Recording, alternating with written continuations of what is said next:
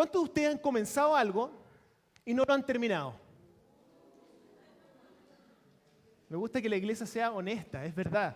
Todos lo hemos hecho. Les voy a dar un ejemplo. Hace un año atrás más o menos, yo me propuse reorganizar toda la casa completa. Dije, voy a ir pieza por pieza, voy a reorganizar una pieza, después voy a ir a la siguiente pieza, la voy a reorganizar, y a la siguiente pieza la voy a reorganizar, y así voy a reorganizar la casa completa. Comencé por la cocina y el living. Lo reorganicé.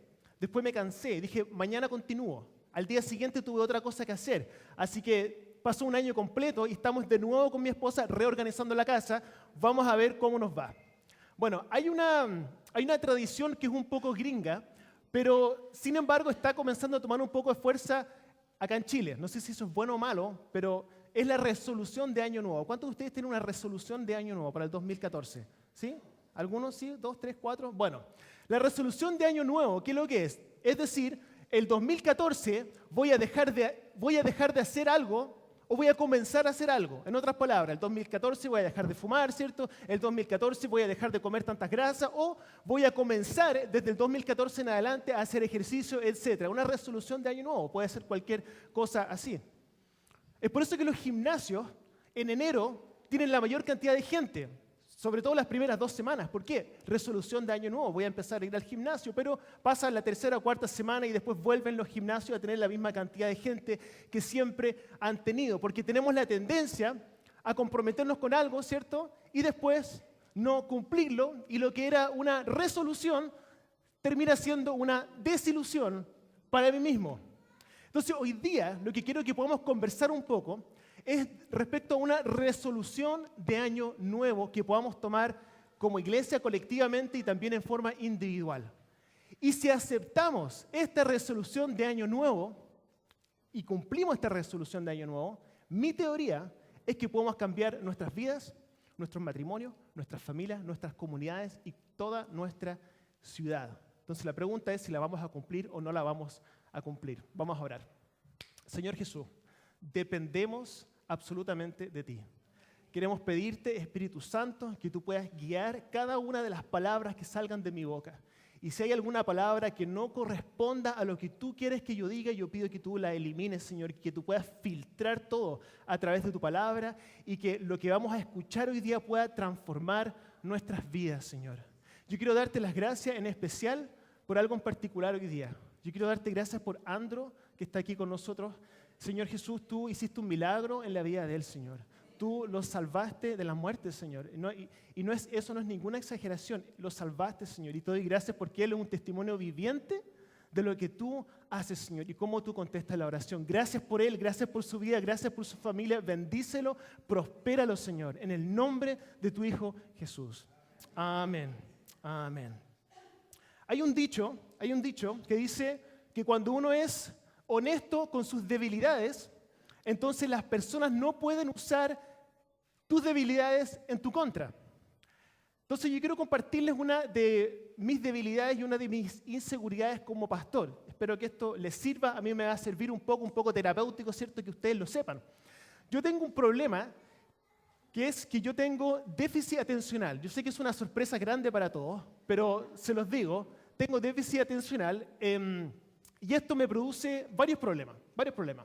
Y un problema que he tenido desde chico, pero no estaba diagnosticado hasta más adelante, entonces tengo que hacer una serie de cosas para poder, ¿cierto?, ordenar mi vida y poder hacer algo, digamos. Si no cumplo nada, si no tengo ciertas cosas que tengo que hacer para ordenar mis pensamientos, etc. Y este es un problema que he tenido hace mucho tiempo. Y para explicarles un poco en qué consiste el déficit atencional, había un doctor que le explicó a la mamá que tenía un hijo con déficit atencional y se lo explicó de la siguiente manera para que ella pudiera entenderlo. El doctor le dijo, ponte unos audífonos, ¿ya? A la mamá le dijo, ponte unos audífonos, pon heavy metal, ¿cierto? En un volumen no fuerte, pero moderado, más o menos al mismo nivel de volumen que el ambiente o la gente que está conversando, etc. Y pasa todo el día así. Y vas a poder entender más o menos lo que vive tu hijo todos los días. Ahora, yo lo describiría de otra manera. Yo, en mi situación personal, diría que el déficit atencional es más como reiniciar un computador cada 3 minutos. En otras palabras, ¿de qué estábamos hablando? quiero ver lo que me dije, ya, ¿dónde estoy? ¿Por qué estoy acá? Etcétera. O sea, eso es como mi vida, ¿cierto? Por eso tengo que anotar todo para poder tener un hilo conductor y no dejar la escoba. Ustedes se han dado cuenta, incluso a veces en las prédicas me pasa. Pero esto me ha causado problemas desde chico. Me acuerdo cuando crecí en la iglesia presbiteriana, en la escuela dominical nos daban estrellitas por todo. Entonces, una estrellita, ¿cierto?, por asistir, otra estrellita por un buen comportamiento, otra estrellita nos daban si nos aprendíamos el versículo de memoria. Y yo no tenía ningún problema en el versículo, me lo aprendía sin ningún problema. El versículo, yo me sé muchos versículos bíblicos de memoria, pero tengo un problema y esto es lo que quiero confesarles. Me cuesta mucho acordarme, me acuerdo del libro, pero me cuesta mucho acordarme del capítulo y del versículo. Y es una inseguridad que yo tengo, porque tengo el miedo de que de repente alguien me va a decir, ¿dónde queda tal cosa? Y yo digo, ya, yo sé el libro, pero no me acuerdo el capítulo ni el versículo. Entonces, eso me ha causado inseguridades al principio, pero ahora ya no tanto como antes. ¿Por qué? Porque el déficit atencional es algo con lo cual tengo que vivir. Pero también la Biblia nos dice, nos explica que lo más importante no es el texto, no es memorizar, ¿cierto? No es repetir, sino que es que nosotros podamos aplicar lo que escuchamos, lo que entendemos a nuestras vidas. Lo central no es citar, lo central no es memorizar, lo central no es repetir. De hecho, Mateo 6:7 dice, escuchen, léanlo, anótenlo. Mateo 6:7 dice, al orar, está hablando Jesús de los fariseos, le está hablando a sus discípulos. Al orar, no usen vanas repeticiones como los gentiles que piensan que por su palabrería serán oídos. Y lo que es cierto en la oración también es cierto en el estudio de la palabra. Entonces lo que quiero que hablemos un poco hoy día es que nosotros tenemos una sobrevalorización de lo que significa la información, una sobrevalorización de lo que significa las verdades bíblicas. No, pues sí, pastor, un momento, ¿de qué estamos hablando? ¿Cómo va a haber una sobrevalorización de la enseñanza bíblica cuando la enseñanza bíblica es lo central? Y es cierto, es muy importante. Saber lo que dice la Biblia es muy importante. Según de Timoteo 3:16 dice, toda escritura es inspirada por Dios y es útil para enseñar, para reprender, para corregir y para instruir en justicia. El texto bíblico, la palabra, las enseñanzas bíblicas son útiles, son imprescindibles, pero tenemos una tendencia como cristianos a sobrevalorizarlo. ¿Y qué es lo que significa sobrevalorizar el texto bíblico? Es cuando pensamos que el texto bíblico o la enseñanza bíblica o la información es un fin en sí mismo. Y no lo es. El citar la palabra no es un fin en sí mismo. El memorizar la palabra no es un fin en sí mismo. El repetir la palabra no es un fin en sí mismo. El sabernos el contexto histórico no es un fin en sí mismo. Sacar la exégesis de la palabra tampoco es un fin en sí mismo. Es útil, pero no es un fin en sí mismo. Y yo creo que Dios se molesta cuando nosotros vemos la información, el del texto bíblico, como un fin en sí mismo. Voy a usar un ejemplo que usé hace un tiempo atrás. ¿Qué pasaría si yo le dijera a mi hijo Justin, le dijera, sube a tu dormitorio y ordena tu pieza? Sube a tu dormitorio y ordena tu pieza. Voy a volver en 20 minutos y quiero que la pieza esté ordenada. Pasan 20 minutos, subo la pieza y me doy cuenta que la pieza está igual. Yo le diría, lógicamente, Justin, ¿por qué no ordenaste tu pieza? Y él me puede contestar, no ordené mi pieza, pero me memoricé lo que me dijiste. Sé por qué me lo dijiste. Sé el contexto del por qué tú me lo dijiste. De hecho, formamos un grupo de estudio de la palabra que tú dijiste para analizar las diferentes maneras en que más efectivamente podemos ordenar la pieza.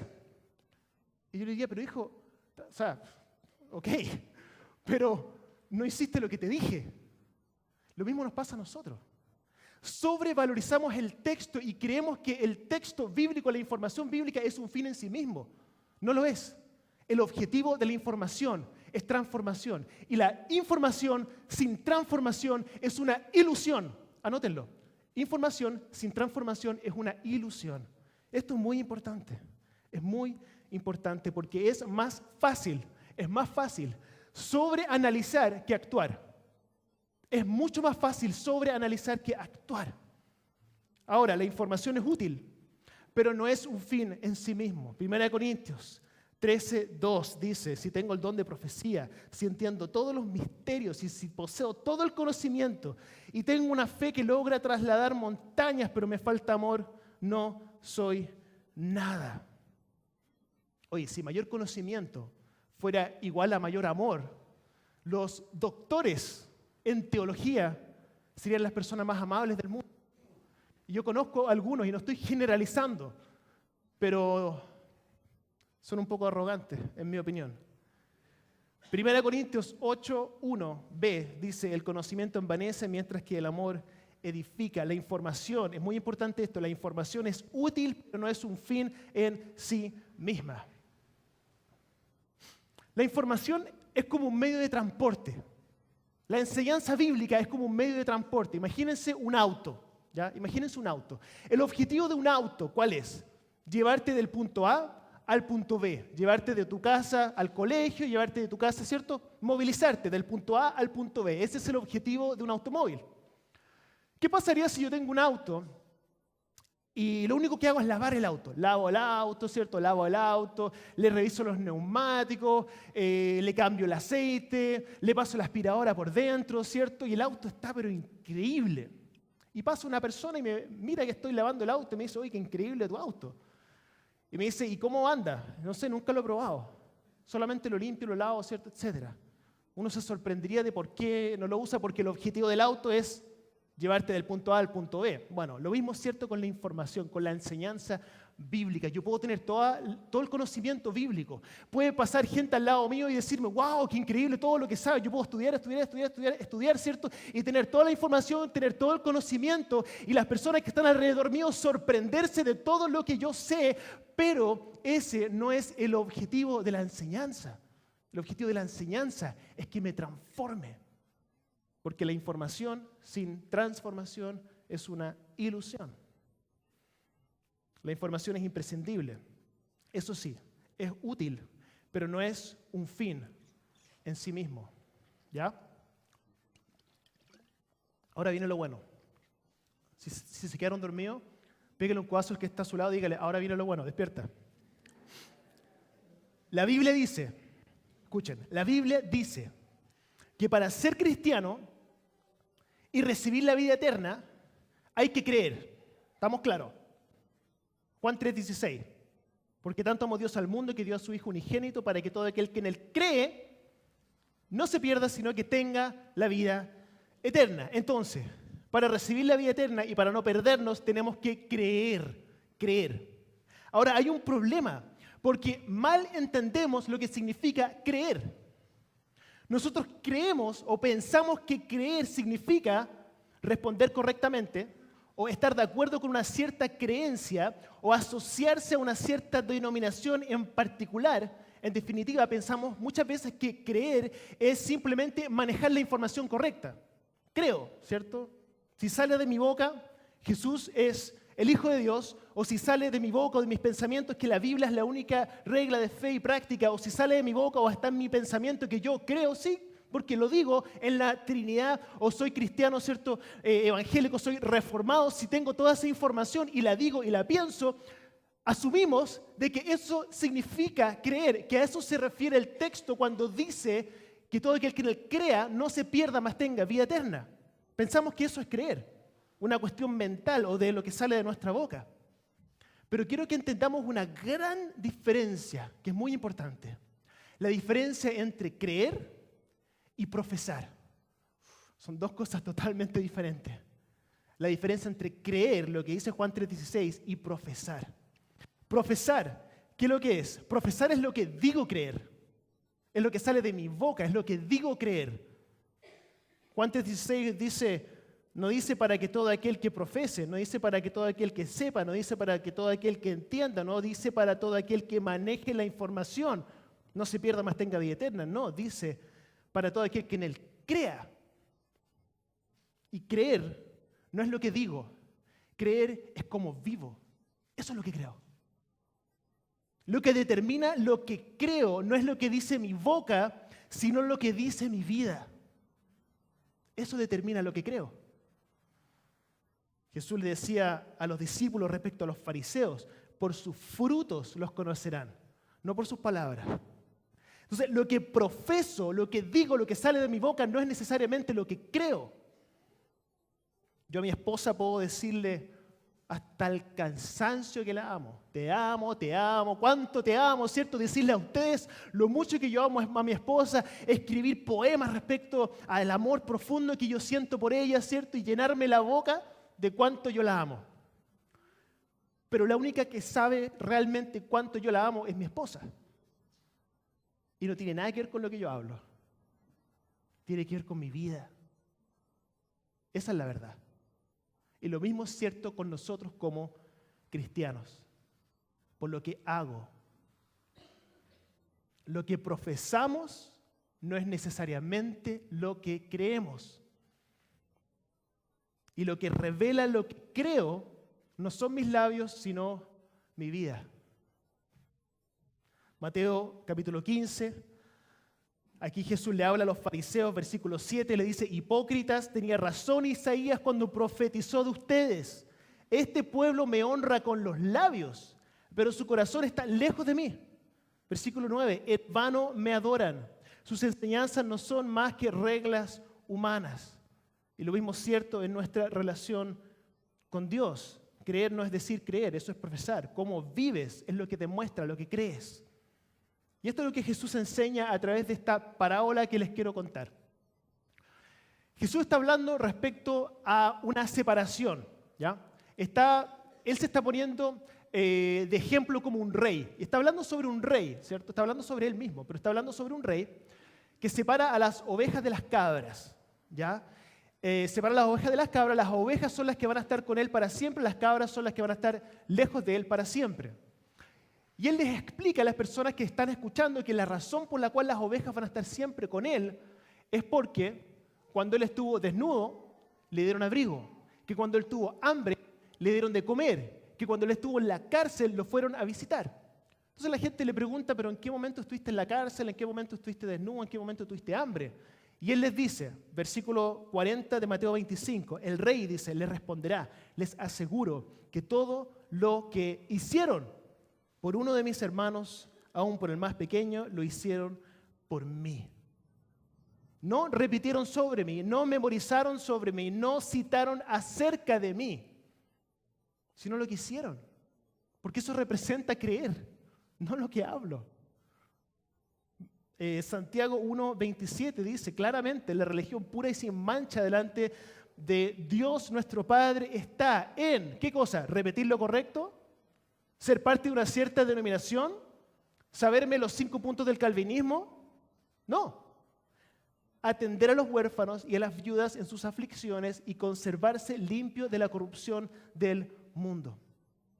El problema es que es más fácil teorizar que aplicar. Es mucho más fácil. A veces me preguntan, ¿cuál es tu plan de discipulado para tu iglesia? Es bien simple. Es poner en práctica lo que sabemos. Porque si pusiéramos en práctica lo poco que sabemos o lo mucho que sabemos, cambiamos el mundo. Si no es un tema de información, es un tema de aplicarlo. Y así como cambiamos nuestra ciudad, nuestra familia, nuestros matrimonios, todo. No es más información. Ahora la información sirve, no estoy en contra de la información, pero la información sin transformación es una ilusión. Si yo voy a la universidad, ¿cierto? Y estudio una carrera completa, hay 2 áreas. Una es la parte teórica y la otra es la práctica. Puedo saberme toda la parte teórica, ¿cierto? Y después hago la práctica, me saco un 1, no apruebo la carrera, no saco mi título. Sin embargo, en la iglesia, muchas veces, no esta iglesia en particular, pero en general tenemos la tendencia a de repente darnos diplomas o, ¿cierto? Aprobaste estos grados, hiciste los 12 pasos, ¿cierto? La escuela de liderazgo, etc. Cuando a Dios no le importan los diplomas, eso da lo mismo. Y debiera darnos a nosotros también lo mismo. Es útil, es imprescindible, pero no es un fin en sí mismo. Nos saltamos la práctica. Creer no es saber. Muy importante, creer no es simplemente saber, creer tampoco es simplemente declarar, ni contestar correctamente, creer es como vivo. Eso es lo que realmente creo. Entonces, pregunta, con todo mi amor, se los doy y me la hago a mí mismo. ¿Crees? ¿Creo? Sí, porque creo que Jesús, no, tu vida. ¿Crees? Si fueras mudo y no pudieras escribir, y tu única forma de comunicar fuera de tu vida, por así decirlo, ¿qué dirían los demás? ¿Cree? ¿Creemos realmente? ¿Somos creyentes o solo profesamos? Un amigo una vez me dijo, un pastor amigo me dijo que tu rol como pastor es confortar a los afligidos y afligir a los confortados. Entonces, parte de lo que estoy haciendo ahora es importante que entendamos este concepto. Yo sé que es una pregunta incómoda, pero mi oración para todos ustedes, para mí mismo, es que hoy día comience una transición en nuestro concepto de lo que es creer y que nuestra creencia pueda pasar de nuestra mente a nuestras manos, que pueda pasar de nuestros pensamientos a nuestros pies y que pueda pasar de ser una verdad a que sea nuestra vida, para que comenzamos a creer realmente. Y de esta forma cambiamos todo, cambiamos nuestros matrimonios, cambiamos nuestras familias, nuestras comunidades, cambiamos toda nuestra ciudad. Y de esa forma avanza el reino. Porque la gente sabe lo que creemos, o sea, sabe lo que profesamos, sabe nuestras declaraciones de fe, que Jesús murió por los pecados, ellos saben todo eso, la gente lo sabe. Pero lo que no han visto es que realmente creamos lo que decimos creer.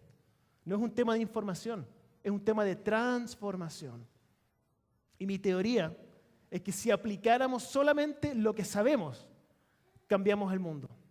Les voy a dar dos textos bíblicos, que si aplicáramos estos textos bíblicos, solamente estos textos, cambiamos el mundo, cambiamos todo, todo cambia, todo cambia, todo cambia, todo cambia. Dice Lucas 6:31. Lucas 6:31. Dice, traten a los demás tal y como quieren que ellos los traten a ustedes. Mateo 5, versículo 39, pero yo les digo, no resistan al que les haga mal. Si alguien te da una bofetada en la mejilla derecha, vuélvele también la otra. Si alguien te pone pleito para quitarte la capa, déjale también la camisa. Si alguien te obliga a llevarle la carga 1 kilómetro, llévasela 2. Al que te pida, dale. Y al que quiera tomar de ti prestado, no le vuelvas la espalda. Con esto, tenemos para toda la vida. Con esto cambiamos todo. Nuestra familia, nuestras comunidades, nuestros matrimonios, absolutamente todo. Quiero dejarlos con esto. Yo tengo un amigo en Estados Unidos que se llama Larry Mesa, muy buen amigo. Y él, si hay algo que él me enseñó, es a leer la Biblia. Porque él me decía, y no era un gran teólogo ni nada, sino que era una persona que aplicaba toda su vida. Y cuando él leía un texto bíblico, él lo leía, me lo compartía y me decía, estoy sonado. ¿Por qué? Porque ahora lo que leo, soy responsable de lo que leí. Y el no obedecer lo que dice implica que estoy en rebeldía en contra de Dios. Entonces ahora tengo que hacer algo, estoy obligado a hacer algo. ¿Y saben qué? Ese es el propósito de la Biblia. No para información, sino para transformación. Pregunta, ¿qué pasaría si nos tomáramos la Biblia en serio? Ahora, lo insólito es que parece una idea revolucionaria. Pero ¿qué pasaría si tomáramos la Biblia en serio? ¿Qué pasaría si Lucas 6:31 lo tomáramos y lo aplicáramos realmente en nuestra vida? Traten a los demás tal y como quieren que ellos los traten a ustedes. ¿Qué pasaría si aplicáramos esto a nuestro matrimonio? ¿Qué pasaría si lo aplicáramos en nuestro trabajo? ¿Qué pasaría si lo aplicáramos cuando estamos en la fila del supermercado y alguien se mete antes que nosotros? ¿Qué pasaría si lo aplicáramos cuando estamos manejando, ¿cierto? Y hay algún problema, alguien nos toca la bocina o nos pegan un topón. ¿Qué pasaría si aplicáramos este texto a toda nuestra vida? De esa forma alcanzamos nuestra ciudad, nuestras comunidades, nuestras familias, no con nuestras palabras. Si la gente ya sabe lo que sabemos. La pregunta es, ¿creemos o no creemos? Realmente. Voy a pedir que podamos todos cerrar nuestros ojos, vamos a cerrar nuestros ojos y vamos a abrir nuestro corazón. Vamos a cerrar nuestros ojos, vamos a abrir nuestro corazón y le vamos a preguntar al Espíritu Santo que nos hable. Espíritu Santo, convéncenos en nuestro espíritu de qué es lo que nosotros tenemos que hacer. ¿Qué nos quieres hablar, Señor? Ayúdanos, Señor, a poder entender lo que significa para cada uno de nosotros hacer esa transición de nuestra información mental a nuestras manos, de nuestros pensamientos a nuestros pies, de la verdad a la vida, que esto pueda transformar, la palabra que transforme toda nuestra vida, que transforme, que penetre todas nuestras áreas, Señor. Ayúdanos, Señor, a entender de que la información sin transformación es una ilusión, de que la información no es un fin en sí misma. Ayúdanos, Señor. Ayúdanos, Señor, hoy día a poder aceptar esta resolución de año nuevo. Y que cuando oremos, cuando leamos la palabra, cuando entendamos algo, cuando tengamos una experiencia espiritual, que entendamos que eso no es un fin en sí mismo. No hemos terminado, es solamente el comienzo. Que tú permitas que eso pueda transformar nuestras vidas y que eso pueda permear todo nuestro entorno. Porque la información sin transformación es una ilusión. Y a través de esta transformación así crecemos, así avanzamos, así alcanzamos a nuestra ciudad. Señor Jesús, ayúdanos, porque esto no lo podemos hacer sin ti. Te necesitamos en nuestra vida. Guíanos, Señor, sé nuestra guía y ayúdanos a entender de que la palabra, Señor, no son solo palabras, no son solo letras, no solo información, sino que la palabra es vida, Señor.